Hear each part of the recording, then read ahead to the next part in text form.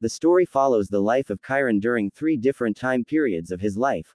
Little, as a child Kyron, as a teenager, and Black, as an adult. A little boy Kyron runs and seeks refuge inside an abandoned house. He's hiding from his bullies. A drug dealer named Juan passes by and finds Kyron. He takes the boy to his house and introduces him to Teresa, Juan's girlfriend. The man lets Kyron spend the night at his place before returning him to his mother Paula. Juan's presence bothers Paula, but Kyron continues to see Juan. As the time passes by, Juan becomes sort of a father figure to Kyron. One day, Juan catches Paula doing drugs in his territory. He scolds her for neglecting her own kid. However, Paula fights back by saying that Juan shouldn't be selling drugs to her in the first place. During their heated discussion, Paula makes a couple of comments about her son, implying that Kyron is gay, hence, the constant bullying at school. The very next day, Kyron asks Juan a certain curse word. Although Juan is upset by that word, he proceeds to calmly explain its meaning to Kyron. Then, Juan reminds the boy that there's nothing wrong about being gay and that when the time comes, he'll know. The bullying continues throughout Chiron's high school years. Terrell is one of main bullies. He constantly harasses Kyron for no apparent reason. Meanwhile, Chiron's relationship with his mother worsens. Paula is currently short of money because of her drug addiction. Desperate, Paula tries to take her son's money, Chiron's allowance, from Teresa, by force. While waiting for his bullies to leave, Kyron stumbles upon an old friend, Kevin. He then proceeds to explain the reason behind his detention, doing intimate acts at the school's stairwell. That same night, Kyron sleeps at Teresa's house and dreams about Kevin doing what he has told him at school. Sometimes, in order to escape reality, Kyron likes to go to the beach, where Juan used to take him to. At the beach, Kyron stumbles upon Kevin again and they smoke a blunt together. Under the influence, the two friends share their most personal thoughts and their night culminates in an intimate moment together. After that, Kevin drives Kyron home. The morning after, Terrell convinces Kevin to participate in a game where he has to beat someone. The target was Kyron. Cornered, Kevin punches his friend in the face. He advises Kyron to play dead, so the game can end faster, but Kyron refuses. As a result, the other bullies jump on top of Kyron and beat him. The violent incident catches the school principal's attention and she tells Kyron to report his aggressors, but he ignores her advice. Infuriated, Kyron returns to school the very next day and beats Terrell with a chair. This time, the police arrives and they arrest Kyron. After his release from prison, Kyron starts a new life in Atlanta as a drug dealer. He's still in contact with his mother, who's now living at a drug treatment facility. Meanwhile, Kevin reaches out to Kyron and invites him for dinner at his workplace. Kyron travels from Atlanta to Miami to see Kevin. While catching up, Kyron learns that Kevin has a child with his ex-girlfriend, and Kevin learns that Kyron is currently a drug dealer. When Kevin's shift ends, Kyron drives him home. The two continue their conversation. Kevin tells Kyron that he's happy with his current life because it doesn't stress him out too much. Kyron, on the other hand, tells Kevin that he's been single all these years. The story ends with Kyron in Kevin's arms, looking back at his past self as little. Ending explained. The ending of Moonlight doesn't give away much about what's going to happen to Kyron or Kevin, but it does give its viewers the feeling that a heavy weight has been lifted from Chiron's heart. Nothing that happens after this encounter with Kevin can undo the past, but at least Kyron can be a little bit more at peace with who he is. Throughout his life, Kyron had to struggle with two main things: his sexuality and his own mother. Paula has been absent for most of Chiron's life.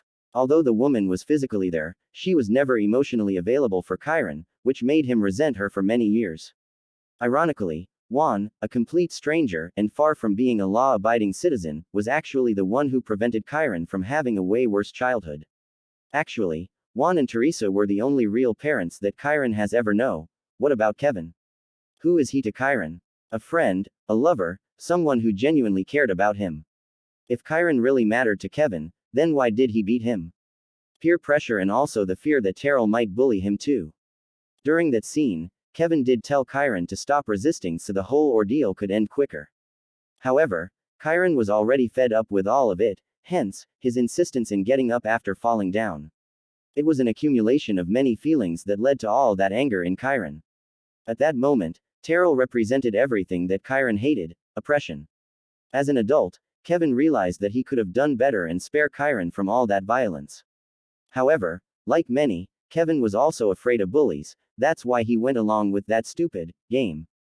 His thoughts about the whole incident was also a confession that he wasn't true to himself all these years.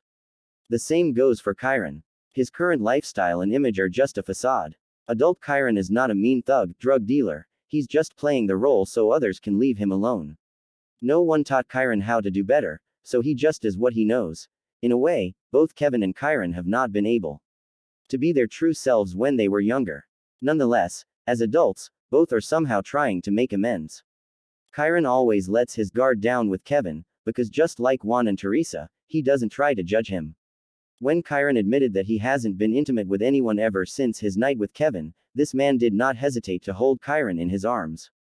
Having said that, Kevin is the only person in this world who knows who Chiron really is, despite of not seeing him for years.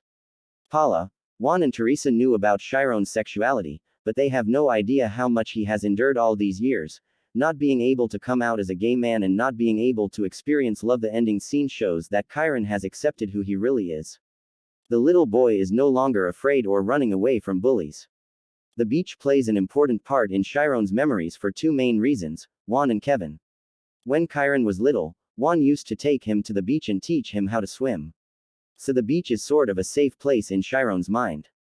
In addition, the only time he was ever able to be intimate with someone, Kevin, also happened at that same beach.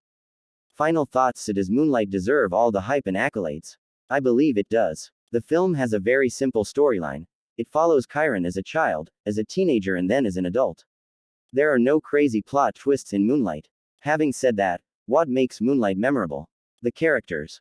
Let's talk about Chiron's mother, Paula. This woman is supposed to take of Chiron and yet she does none of that. Instead, she neglects her own son and steals from him. That alone is enough to deem Paula as a very hateful human being. However, Paula has her own tragic story too. She is an addict. Her crazy and irresponsible behavior stems from her heavy usage of drugs. When Paula quit her habit, she showed Chiron a completely new side of her. A mother who's willing to love her son unconditionally, even when he resents or doesn't love her anymore. That same duality exists in Juan too. This man is the only father figure that Chiron has ever known, but let's set the record straight. Juan is no angel, he's a drug dealer. So, does Paula have a point when she said that it's all Juan's fault for selling drugs to her? Yes and no. Juan is a supplier, he didn't create the demand. Every client should assume responsibility for their own actions and not blame others for their mistakes. Yes, it's true that by supplying the product, Juan is satisfying the demand, but ultimately, it's the client who makes the final decision of taking, or not, what Juan has to give. Kevin is also a very interesting character. On the surface, he's the typical cool guy, everybody likes him. However, Kevin has his own insecurities too. Throughout his high school years, Kevin just followed what others wanted him to do, instead of making decisions for himself. Aside from Juan and Teresa, Kevin might be the only person who actually cared about Chiron. When Kevin made that call, he was trying to make some amends about his past. Deep inside, Kevin regretted for not standing for himself or Chiron when Terrell pressured him into that situation. Moonlight has a very intimate tone to it. Watching the film is quite an unique experience because it lets the viewer follow Chiron's life closely, almost as if they were reading his personal diary. Last but not least, let's talk about the soundtrack. The music in Moonlight is amazing and it's really the cherry on top of cake that elevates the film to another level. Overall, Moonlight is a very noteworthy watch, with fantastic performances.